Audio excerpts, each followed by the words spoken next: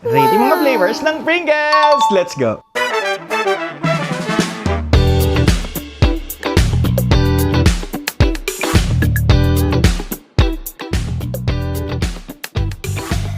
Unahan ko na po kayo, this is not a sponsored post, okay? Natuwa lang ako kasi kagabi nung nag-grocery kami sa SNR, nakita ko, ang dami na palang variants ng Pringles. And sabi ko, ang alam ko lang, and ang favorite ko lang is itong cheese sour cream. Yan lang. Yan lang talaga ang binibili ko lagi kasi yan lang alam kung nag-exist na flavor. Pero ang dami pala. So nakakatawa. Sabi pa nakita ko sa internet, mas marami pa palang flavors depende sa bansa. So ngayon, ito lang ang meron sa SNR and wala akong time mag-explore pa kung mas marami. So let me know in the comment section kung may alam pa kayong flavors na wala dito. So isa-isahin natin kasi nakaka-curious. So yung presyo niya, hindi ko eksaktong natatandaan. Pero yung mga original flavors na nasa 108 to 115 ata. Tapos yung mga bago nila, umaabot hanggang 144 to 150. So, depende sa flavor. So, isa-isahin natin sila. So, syempre, i-rate natin sila depende sa ating taste. So, again, this is a subjective video. Depende sa taste po natin. At alam nyo ba, ito pa, nalaman ko lang din, ang dami kong trivia today. Kasi, may mga nabibili ako sa mga groceries na iba yung lasa, tapos makakapal. Basta mamaya ipapakita ko sa inyo, though di ako nakabili ng sample, meron daw palang dalawang versions ng Pringles. Yung iba imported, yung iba locally made. So, yung mga jumbo na matatabang ganyan, tapos yung matataas, yun ay imported, basta matabang ganyan. Pero yung medyo maliliit na maninipis na punggok, ay locally made. Talaga nga na, pagka Pinoy or locally made, di masyado kalaki yan. Unlike pag foreigner, for the ducks. Chareng. So, isa-isay natin. So, limula tayo syempre sa Pringles Original. Doon tayo sa original, be. Yan. Hindi puro kabit ang priority nyo. Tsari. Nakakatuwa ng Pringles. And alam nyo ba, isa sa mga sinearch ko sa YouTube, how to make Pringles. Nakakatuwa. Machine siyang ginaganyan ganyan. Batch. Tapos molder. Tapos ginaganyan ganyan. Tapos napiprate.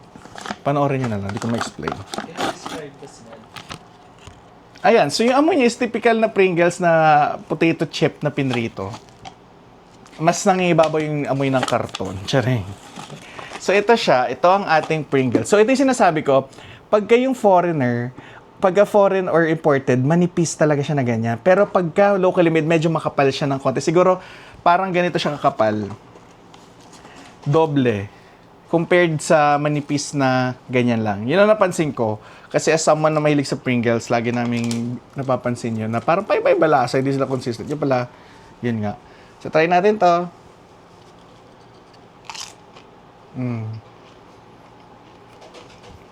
Very nostalgic. Pero, boring. Hindi talaga ako fan ng original. In fairness, slightly salted na rin siya. 8 out of 10? Patanong, hindi sure. Next naman natin is syempre ang aking favorite na sour and cream. Ay, and onion.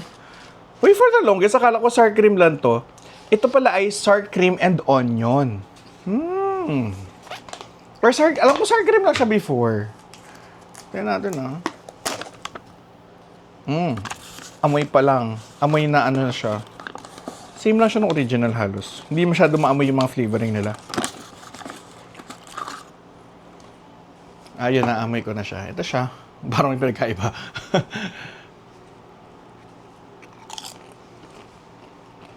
In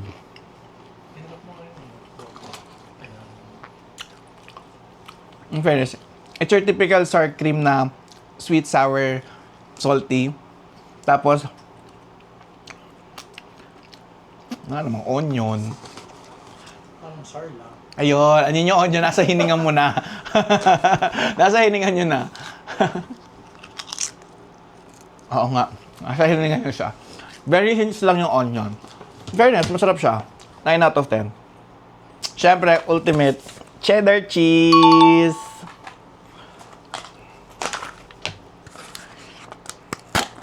Yun. Naiba na yung itsura. Ayun siya. Manilaw-nilaw siya, beshi.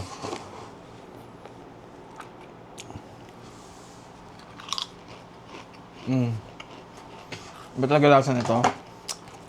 Alam mo yung mga powdered cheese talaga, Very evident na siyang lasa. Bawat nguya, UTI agad. Charing. 10 out of 10. Ay, nakalimutan ko may corona pala dapat, no? Sige, lagyan na lang natin siya ng corona. Sige. So, since nakalimutan natin ang corona, hanapin natin kung sino ang first place, second place, and third place. So, currently, ang third place ko is, syempre, original. Second place ko is sour cream, and aking first place is cheddar cheese. Yan! Kaya pala parang kulang. Ayan na, kompleto na. So, next natin, meron siyang ang tawag niya is passport flavors. Cheesy jalapeno. Yes, meron siyang Mexican style cheesy jalapeno. Mexican style cheesy jalapeno. So, hindi siya dog style, hindi siya missionary. Mexican style. Curious tuloy ako paano ginagawa ng mga Mexican. Hola, hola. Andre. Di ba ganun yung Mexican? Or iba yun? Iba yan? Joke lang po. Ayan siya.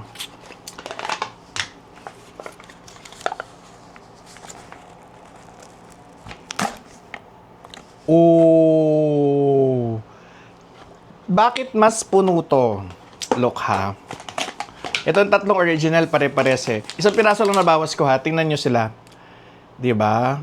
Kita nyo na. Oh. Diba? Oh. Diba? My favoritism si Pringles. Know your enemies, Pringles. Charay! Kaming mga Pinoy, mahilig kami maghanap ng mali sa kapwa. So, kayang-kaya namin hanapan ng mali ito. Mas madami siya. Bilangin ko kaya. Mamaya, manda ka sa akin. So, ito ay, pansin nyo, medyo siya parang dark na may mga peppery itsura. So, parang siya may paprika, eme-eme. Yan. Try natin. Mexican style cheesy jalapeno. Oh my God.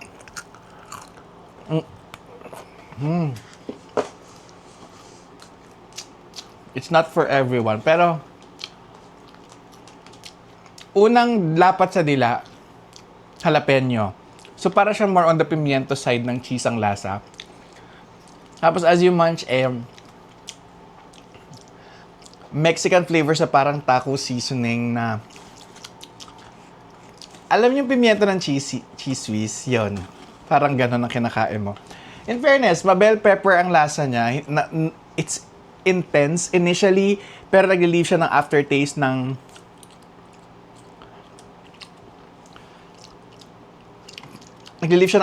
parang bell pepper hilaw. Parang gano'n ang atake niya. In fairness, this is not bad.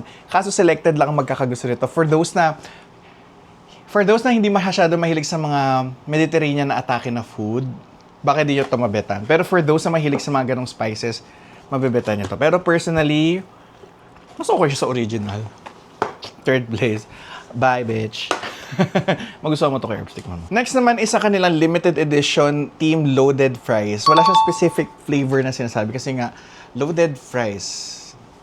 Baka potato ko. Sabihin loaded fries. Ano yung smart? Only text 20, G only 25. Ano ba? Anong klaseng loaded siya? Loaded fries. Pero anong dito kasi is itsura ng cheesy fries. So, ano yung sinasabi? Tikman mo na lang. So, tingnan natin ha. Pagka mga limited edition or kakaiba, mataas nga siya. At least alam na namin, hindi na kami bibili ng original. So, ang pansin ko sa kanya, mas marami siyang powder. Tingnan nyo kung gaano siya ka-powdery. Ka-powdery, makikita kaya sa camera. Para siyang ma-powder na well-incorporated. Unlike dito sa sour cream. Parang halos wala pang powder. Siguro dahil nasa ilalim, no? Ayan siya. Di ba? Wala masyadong powder. Unlike dun sa iba. So, i-try natin si loaded fries. Amoy. Tapos amoy tinapa. Tsari. Loaded tinapa. Hindi ko masabi. Para siyang amoy concealer. Ay, makeup ko pala. Ang galing pala ng french fries. Alam niyo yung fries ng SNR?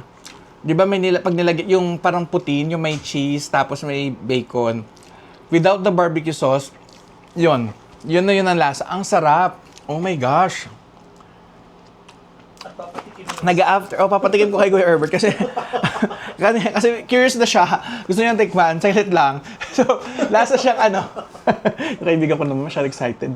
So, may aftertaste siya ng bacon bits na smoky. Alam mo yung fried bacon na pinatatopping sa carbonara. Parang ganon.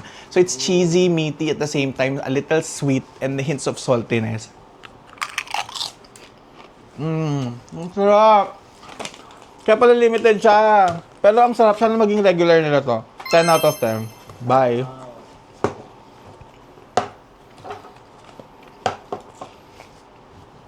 Next naman natin is black truffle and butter. Yes, may black truffle sila. Oh, di ba? Pero bakit dark blue yung balot? Hindi ako naniniwala. Ayun siya. Basta yung mga ganitong flavor na premium, ito yung tig 140 o tig 150. Gago, ang bango. Amoy siyang premium na karton. Charot lang. So ito yung tsura niya. I mean, ang galing ng Pringles, hindi siya yung typical na katulad ng potato corner na pag nilagyan ng powder, talagang alam mo yung differentiation or difference ng mga flavors nila. So, kaya maraming UTI, may UTI dito sa Pilipinas. Tikman natin. Tikman natin.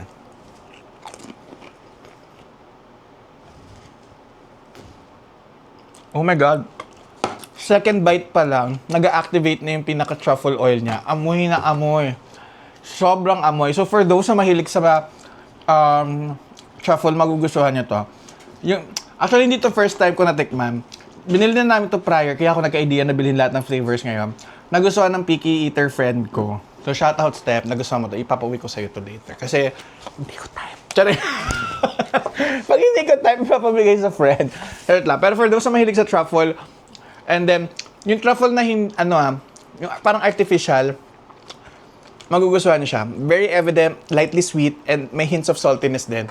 Yun naman maganda kay Pringles, parang meron siyang differentiation per product na hindi masyadong na-overpower yung ibang product. Gets niyo ba? May identity niya. May sarili siyang identity per flavor. Yun. Perfect. So far, personally, hindi ko siya gusto, pero I'll base it dun sa lasa. Siya ang pinaka naka-achieve ng lasa. Kasi medyo naging matabang na tong si Onion eh. Wala akong onion na nalalasahan dito. I'm sorry, kahit favorite kita. Ito third ko to. Hindi naman si cheese. Ha? Ando pa naman si cheese. Oh, andyan yung cheese ko. Okay lang. Next natin, last but not the least. Ito ang weirdo, silver can. Tapos ang pangalan is mystery flavor.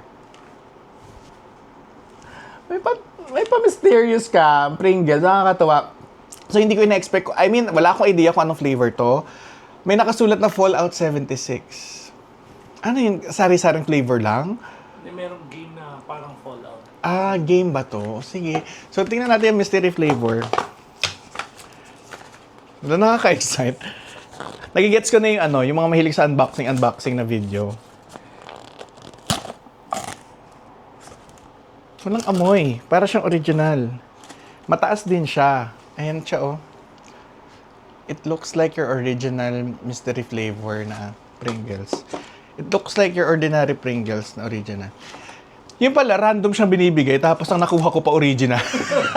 Yung ayaw mo pa. Walang amoy. Oh my God! Unang nag-register sa isip ko, alam mo yung roast beef ng Piatos, yung violet, na may... Oo, yung violet. Oo, ito yan. Yan. Adi, yun na yun. Eh, di yun na yan. Bakit ba? Ba't ang dami kong gusto patunayan? Oh my God, ang sarap! Para siya nung Piatos na violet. Nakakatuwa. Very nostalgic. Kasi dati, pahirapan kami bumili ng roast beef ba yun? Basta yung roast something nung Piatos, yung violet. Ang hirap maghanap. Lagi nagkakaubusan sa mga groceries nung nauuso siya dati. And then, natatandaan ko, ang Piatos noon is 15 pesos lang siya, nasa 20 to 25 pesos. Binamahalan ng mga tindahan sa school kasi nga, in demand. Ganon-ganon ang lasa. In fairness, ang sarap. So, between the two,